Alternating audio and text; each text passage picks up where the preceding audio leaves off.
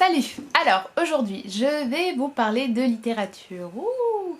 Ok, donc je sais que c'est pas les vidéos préférées de tout le monde et c'est peut-être pas la raison pour laquelle vous vous êtes abonné à cette chaîne ou pour laquelle vous passez sur cette chaîne, mais la littérature c'est la grande passion de ma vie, même plus que la grande passion de ma vie, j'ai envie de dire c'est l'amour de ma vie. En fait, en étant étudiante en lettres, on me demande souvent, et en aimant autant la littérature, on me demande souvent mais à quoi sert la littérature? Alors c'est une question qu'on se pose en études de lettres, hein, mais on est donc dans une démarche où les gens qui se la posent sont assurés qu'il y a une utilité à la littérature, qu'il y a un rôle, qu'il y a une raison, en tout cas, peut-être pas une utilité, mais en tout cas qu'il y a une raison pour laquelle la littérature existe et aussi importante dans nos vies et pourquoi on s'acharne autant à vouloir l'étudier, la comprendre, l'analyser, la produire, l'aimer. Mais ça vient aussi des fois, cette question, de la part de personnes qui sont plutôt sceptiques et qui pensent que la littérature c'est un peu inutile, que c'est un art à côté comme ça.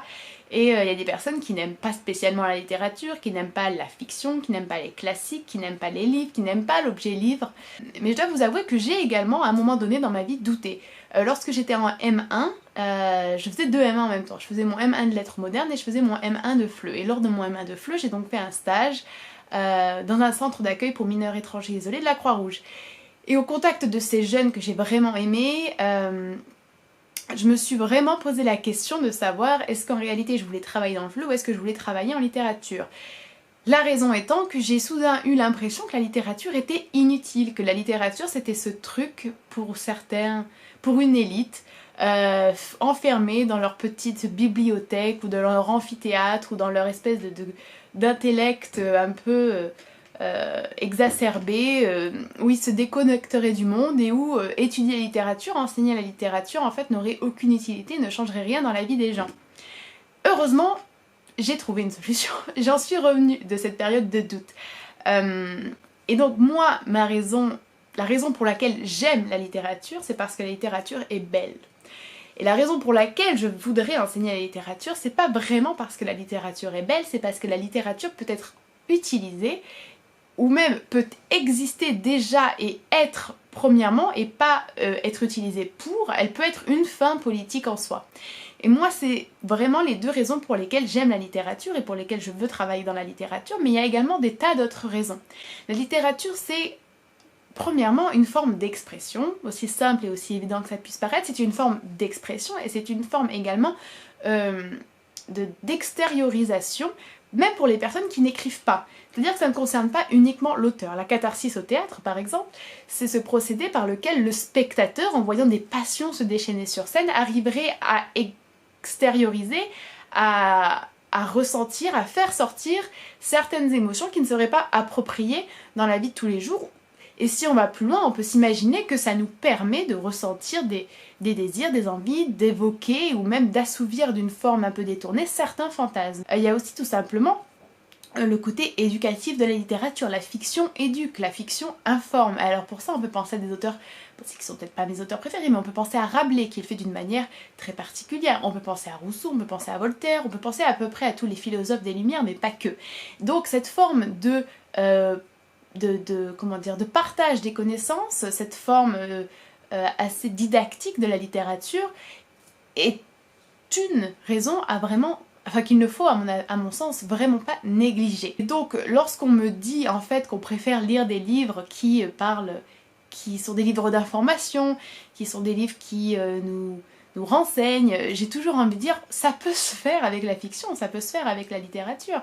Il faut juste avoir le petit recul et un minimum de connaissances pour pouvoir le faire. La littérature permet également, je pense, d'encourager, de galvaniser, c'est-à-dire que la littérature produit à la fois des modèles et des contre-modèles. Il y a aussi tout simplement la beauté, voilà, c'est ça que j'ai envie de dire, le Parnasse ou l'art pour l'art, où on pense que le beau est une quête justifiable et valide en soi, et que la littérature est l'un des arts qui permet d'y accéder, qui permet de toucher au plus près à la beauté, à la vérité, à une certaine forme de perfection.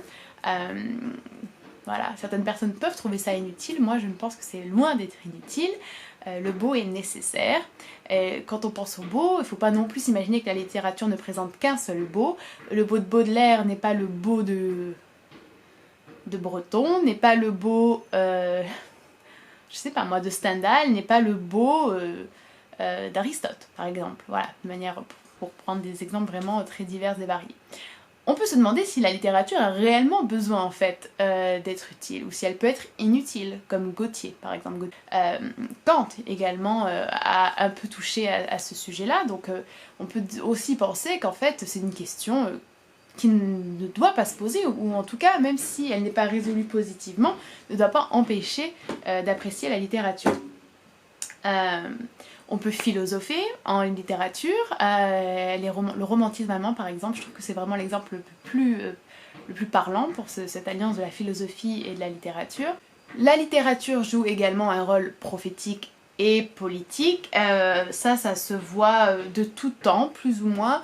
Le poète ou l'auteur est porteur d'une vérité qui n'est pas accessible au reste des humains, ça c'est le côté un peu plus ancien. Après quand on va vers une littérature un peu plus proche de nous, on peut penser tout simplement à Sartre par exemple, à Camus, et donc on est loin un peu de cette image-là du poète qui voit des choses qu'il doit nous transmettre, hein, ça c'est plutôt Rimbaud. Mais ça reste toujours dans la même lignée, on va dire. Littérature, d'un point de vue un peu plus personnel, ça peut aussi servir à se libérer, à expier. Alors là, il y a vraiment foison d'exemples. On peut penser à Baudelaire, on peut penser à Artaud, on peut penser à Mansour, on peut penser à des tas d'auteurs, on peut penser à Duras, où il y a vraiment cette littérature du témoignage, mais pas au sens historique.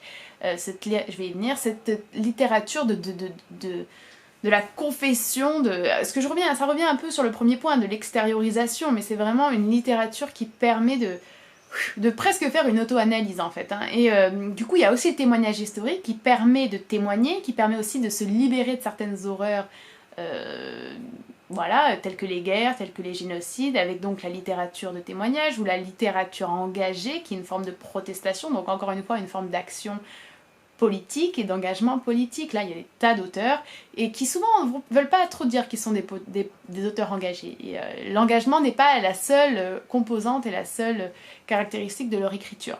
La littérature, ça permet aussi de mieux se connaître, c'est-à-dire que là, il faut avoir une certaine forme d'acceptation ou d'ouverture quant à l'idée de littérature, mais quand on écrit, on peut se demander, est-ce qu'on écrit en étant conscient de ce qu'on va écrire, ou est-ce que le texte se dévoile petit à petit, et donc est-ce qu'il n'y a pas une découverte de soi-même, ce qui peut parfois être ressenti lorsqu'on lit des auteurs tels que par exemple Mishima, je trouve, ou Bataille, où il y a vraiment cette espèce de transgression, d'appel des profondeurs, qu'on retrouve chez d'autres auteurs comme Crevel, je trouve,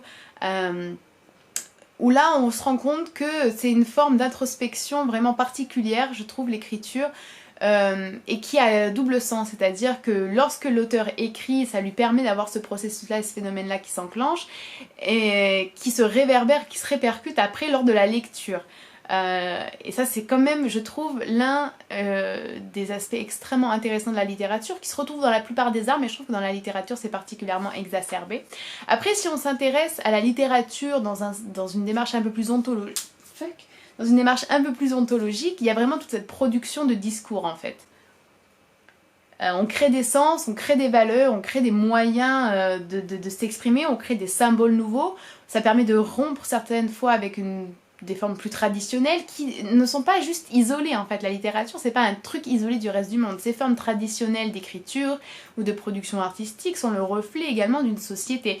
Et donc, comme vous l'avez constaté, il y a des tas de raisons qui justifient l'existence de la littérature, l'amour de la littérature, et en réalité toutes ces raisons se retrouvent souvent dans beaucoup de livres mêlés, juxtaposés, se chevauchant les unes les autres.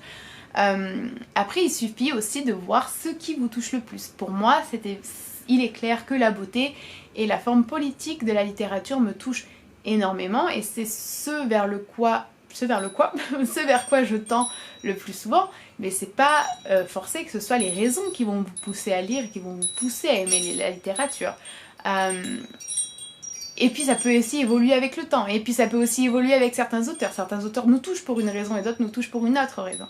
Enfin, tout ce que j'ai envie de dire vraiment, c'est que la littérature est très très importante, et très très utile, même dans son inutilité. Et qu'en ce sens, elle devrait pas être réduite à un truc un peu bas qu'on étudie comme ça, et qui sert un peu à rien, et qui n'a pas trop de mérite, et qui n'est pas valorisé dans notre société. Parce que la littérature, c'est quelque chose d'extrêmement important et d'extrêmement constitutif de notre identité, à mon sens. Voilà, j'espère que ça vous aura intéressé. N'hésitez pas à me dire ce que vous en pensez. Et puis, je vous retrouve pour une prochaine vidéo. Bye bye!